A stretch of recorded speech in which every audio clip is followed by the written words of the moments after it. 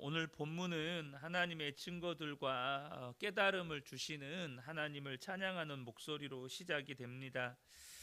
인간적인 지식과 상상력을 초월하는 기이한 일들, 곧 하나님이 행하신 그 모든 것들을 이렇게 노래하는 것이죠.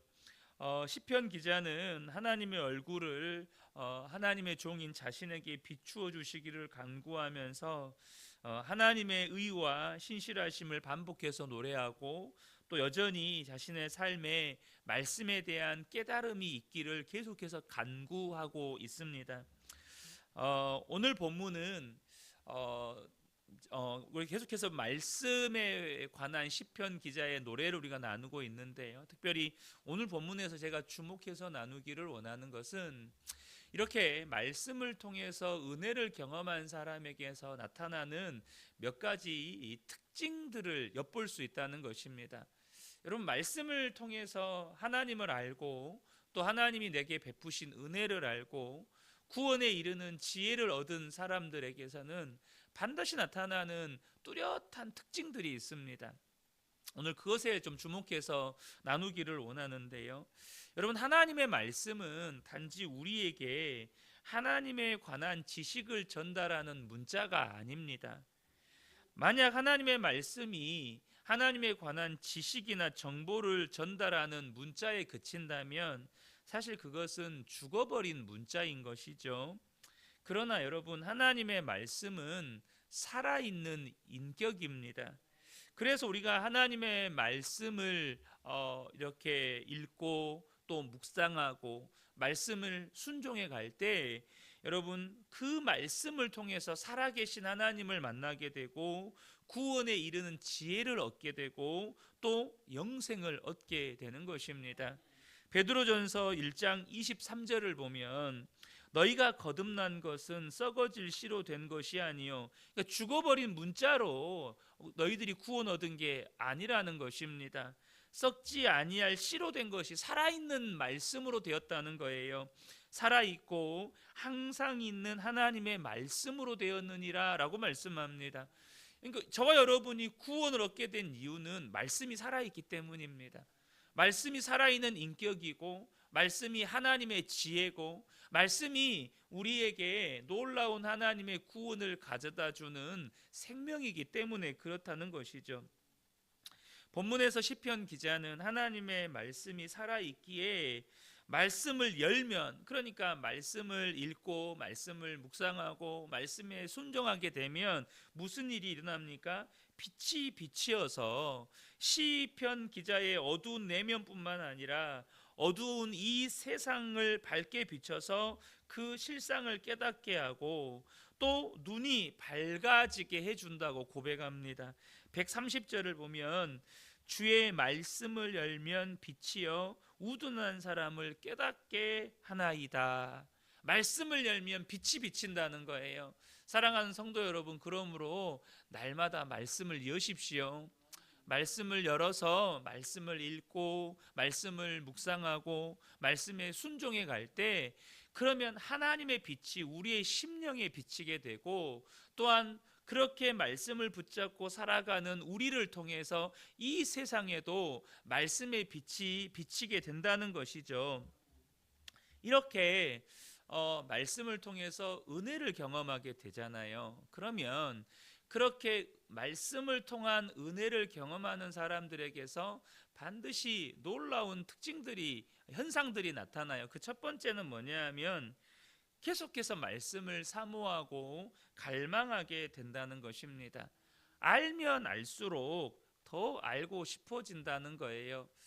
이런 표현이 좀 그렇지만 우리가 과거에 못 살았을 때요, 보릿고개라는 게 있었잖아요. 저희 어머니 이야기도 들어보면 그때도 뭐 저희 어머니 시절들은 다 그러잖아요. 형제들이 보통 뭐 여섯, 일곱, 여덟, 뭐 열둘도 되는 집도 있고 막 그러잖아요. 저희 어머니도 8남매셨는데 그렇다 보니까 늘 이렇게 쌀이 부족한 거죠. 그러니까 어머니가 그러셨다 하더라고요. 최근에 이렇게 고구마를 드시면서 어렸을 때는 그렇게 고구마가 먹기 싫었다는 거예요. 이렇게 쌀이나 이렇게 밥은 이렇게 어른들 드리고 그리고 보통 쌀이나 밥은 아침이나 저녁에만 먹고 낮에는 점심을 고구마로 항상 드셨다는 거예요. 그러니까 어른들은 밥 드리고 자기들은 점심 이게 고구마로 끼니를 대용하셨다는 거죠. 그래서 어렸을 때는 고구마가 그렇게 먹기 싫었다는 표현들을 쓰시더라고요. 그런데 이제 우리가 그런 시절을 지나서 잘 살기 시작해요. 그러면서 식생활이 바뀌게 되는데 어떻게 됩니까? 육식을 많이 하게 됩니다. 그러니까 이 고기 맛을 알아버렸어요. 그러니까 사람들이 어때요? 계속해서 고기를 먹으려고 하는 거죠. 여러분, 우리가요 이런 음식도요 어떤 좋아하는 음식의 맛을 알게 되면 그 음식을 계속 찾습니다. 그 맛을 알게 되면요, 마찬가지로 우리가 말씀을 통해서 빛이 내 심령을 비추고 어두운 내 심령을 밝혀주고, 또한 그 말씀을 붙잡고 살아가는 내 삶의 어두운 것들이 밝아져 어두운 내 삶에 빛이 비치는, 정말 자유를 경험하게 되고 진정한 소망을 경험하게 되고 참된 기쁨을 경험하게 되면 말씀을 향한 갈망이 생긴다는 거예요. 말씀을 향한 사모함이 생긴다는 것입니다. 시편, 제가 자주 인용하는 말씀 중에 한 구절인데요, 시편 19편 7절에서 10절을 보면 여호와의 율법은 완전하여 영혼을 소성시키며 여호와의 증거는 확실하여 우둔한 자를 지혜롭게 하며 여호와의 교훈은 정직하여 마음을 기쁘게 하고 여호와의 계명은 순결하여 눈을 밝게 하시는도다. 여호와를 경외하는 도는 정결하여 영원까지 이르고 여호와의 법도 진실하여 다 의로우니. 이렇게 하나님의 말씀을 통해서 은혜를 경험하면 이런 현상이 생긴다는 거예요. 10절에 금 곧 많은 순금보다 더 사모할 것이며 꿀과 송이꿀보다 더 달도다. 무슨 일이 일어나요? 말씀을 향한 사모함이 일어나요. 말씀을 향한 갈망이 생긴다는 것입니다. 본문의 시편 기자도 131절에 내가 주의 계명들을 사모함으로 내가 입을 열고 헐떡였나이다. 목마른 사슴이 시냇물을 찾기에 갈급해하는 것처럼 이 시편 기자가 너무너무 목이 말라서 물을 찾으며 헐떡였던 것처럼 이렇게 주의 계명들을 사모하는 일이 생겨난다는 거예요. 사랑하는 성도 여러분, 우리 성도님들의 마음 안에 말씀을 향한 사모함과 갈망이 일어나게 되시기를 축복합니다. 여러분, 말씀을 향한 사모함과 갈망이 일어났다는 건 뭘 증명하는 거예요? 나는 말씀의 은혜를 경험한 사람이다. 말씀을 통해서 하나님의 구원을 경험한 사람이다.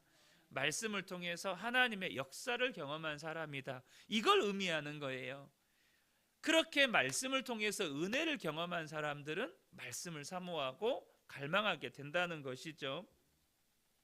이렇게 말씀을 통해서 하나님의 놀라운 은혜를 경험한 사람들에게 나타나는 또 다른 특징이 뭐냐면 말씀의 완전한 지배 아래 들어가고 싶어 한다는 것입니다. 말씀의 온전한 다스림 안에 거하기를 원한다는 거예요. 그래서 주님의 얼굴을 돌려서 은혜를 베푸시고 자신의 발걸음을 말씀에 굳게 세우시고 하나님 외에 다른 어떤 불의나 죄악이 자신을 지배하지 못하게 해달라고 오늘 시편 기자가 하나님 앞에 간구하는 모습을 보게 됩니다. 133절부터 보겠습니다. 나의 발걸음을 주의 말씀에 굳게 세우시고 어떤 죄악도 나를 주관하지 못하게 하소서. 사람의 박해에서 나를 구원하소서. 그리하시면 내가 주의 법도들을 지키리이다. 주의 얼굴을 주의 종에게 비추시고 주의 율례로 나를 가르치소서. 이렇게 이야기합니다. 그러니까 이 시편 기자가 뭘 구하냐면 하나님의 말씀으로 나를 온전히 다스려 주십시오. 말씀의 다스림, 말씀의 지배 아래 살게 해 주십시오. 어떤 죄악도 나를 주관하지 못하게 해 주십시오. 오직 주의 말씀 따라 살게 해 주십시오. 이렇게 구하고 있다는 겁니다. 사실 말씀의 은혜를 경험하지 못한 사람들은 이렇게 기도하는 것 자체가 이해가 안 됩니다. 저는 종종 이렇게 교회와 우리 성도님들을 섬길 때 지금까지 한 20여 년 동안 그런 성도님들을 여러분 많이 봐왔습니다. 그게 뭐냐면 하나님의 말씀에 순종하며 사는 걸 부담스러워하는 거예요. 왜 부담스러워할까요? 말씀 따라 사는 거는 내가 하고 싶은 것을 못하게 하는, 그러니까 자유를 잃어버리고 자유를 속박하는 것 같고, 그렇게 말씀 따라 사는 것은 내 마음대로 못 사니까 너무너무 답답하게 느껴지는 거예요. 여러분, 저도 한때 그런 생각을 했던 적이 있습니다. 청년 때에도 그랬었고, 또 목회를 하면서도, 목회 초창기 때, 아직도 목사지만 제가 여전히 미성숙한 부분들이 있어서 말씀 따라 사는 것이 뭔지 모르게 부담스러울 때도 저 역시 있었습니다. 그런데 여러분, 말씀 따라 사는 것을 부담스러워한다, 말씀 따라 사는 것은 자유를 잃어버리는 것 같고 나를 속박하고 구속하는 것 같고 뭔가 답답하다, 그렇게 느낀다는 건 뭐냐면 여전히 그 사람은 육신적인 그리스도인이라는 뜻입니다. 다시 말하면 여전히 육신의 종로로 타며 살고 있다는 거예요. 여러분, 사도 바울도 이야기합니다. 우리 속에는요, 하나님의 말씀 따라 살고 싶어하는 성령의 소욕이 있고 여전히 내가 원하는 대로 살고 싶어하는 육신의 소욕이 있습니다. 우리 안에서 이 성령의 소욕과 육신의 소욕은 끊임없이 충돌합니다. 그러나 여러분, 그렇게 육신의 종로로 타며 살아가는 내 자아를 십자가에 못 박고 오직 예수로 사는 사람들은요, 무슨 즐거움이 있어요? 말씀 따라 사는 즐거움을 누리게 됩니다. 예수님께서 요한복음 8장 32절에서 진리를 알지니 진리가 너희를 자유롭게 하리라 라고 말씀하셨습니다. 여러분, 진리를 통해서 자유를 경험한 사람들은 어떤 사람들입니까? 이렇게 육신의 종로로 타면서 육신에 매여 살던 내 자아를 십자가로 처리하고 이제는 오직 예수로 사는 사람들이에요. 내 안에 성령의 소욕을 따라 사는 사람들입니다. 성령 따라 말씀 따라 사니까 말씀이 내게 주시는 자유를 누리는 거예요. 어떤 자유요? 더 이상 죄에 이끌려 살지 않는다는 겁니다. 죄에 매여 살지 않는다는 거예요. 더 이상 무엇을 마실까, 무엇을 먹을까, 무엇을 입을까 이거 염려하며 살지 않게 된다는 것입니다. 영원한 하나님의 나라와 하나님의 꿈을 꾸면서 살게 되는 거예요. 참된 자유를 누리면서 살게 되는 것이죠. 그러니까 어때요? 계속해서 말씀의 다스림 아래 살고 싶어 한다는 겁니다. 더 이상 죄의 종로로 타며 살지 않고 싶어져요. 아주 쉽게 이야기하면 늘 예수 믿기 전에 알코올 중독자로 살았어요. 다시 말하면 술의 종로로 타고 살았어요. 근데 예수 믿고 구원 받으니까 더 이상 술의 종로로 타고 살고 싶지 않은 거예요. 더 이상 도박의 종로로 타고 살고 싶지 않은 거예요. 더 이상 남의 것 훔치면서 도둑질하며 살고 싶지 않은 거예요. 왜요? 말씀을 통해서 참된 자유를 누렸거든요. 이처럼 말씀을 통해서 은혜를 경험한 사람들은요, 말씀 안에서 하나님을 알게 되고 말씀을 통해서 진리를 깨닫게 되고 하나님의 놀라운 섭리와 경륜을 깨닫게 되었기 때문에 계속 그 은혜 안에 살고 싶은 거예요. 저는 우리 성도님들이 정말로 그 은혜 안에 살기를 소망합니다.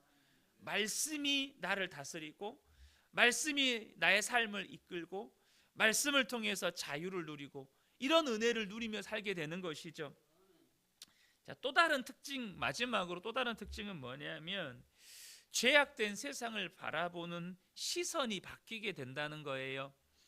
일반적으로 나에게 아픔과 고통을 주는 악한 사람들이나 혹은 정말로 죄를 지으면서 세상에서 득세하는 악인들을 바라보는 일반적인 이 시선은 뭡니까? 그것은 분노와 미움과 복수의 시선입니다. 나에게 어떤 고통을 주고 아픔을 주는 사람을 향해서 혹은 정말로 악을 행하면서 득세를 해요. 그런 사람들을 보면 막 미움이 일어나요. 막 분노가 일어나요. 그것이 나에게 직접적으로 해당하는 일이면 막 복수하고 싶어요. 이것이 일반적인 시선입니다. 그런데 하나님의 말씀을 통해서 하나님을 알고 하나님의 마음을 알고 구원에 이르는 지혜를 얻은 사람들은 그런 죄악된 세상을 바라보는 시선이 달라집니다. 어떻게요? 악인들 때문에 당하는 고통에 주목하지 않는다는 거예요. 우리가요, 복수를 꿈꾼다. 이게 뭘 의미하는 거죠? 그 사람이 나에게 준 고통에 주목하고 있다. 이 뜻이 되는 겁니다. 우리가 그래서 여러분 쓸개를 삼키듯 그런 고통의 시간들을 보내면서 복수를 꿈꾼다고 하잖아요. 그러니까 내가 지금 복수를 꿈꾼다는 말은요, 악인이 나에게 주는 고통을 곱씹고 또 곱씹고 또 곱씹으면서 내 안에 복수심을 키우는 거예요. 그런데 정말로 말씀을 통해서 하나님을 알고 하나님의 마음을 아는 사람들은 시선이 바뀌는데요, 그 고통에 주목하는 게 아니고 하나님의 말씀에 주목한다는 거예요. 143절 보면 환난과 우환이 내게 미쳤으나 주의 계명은 나의 즐거움이니이다.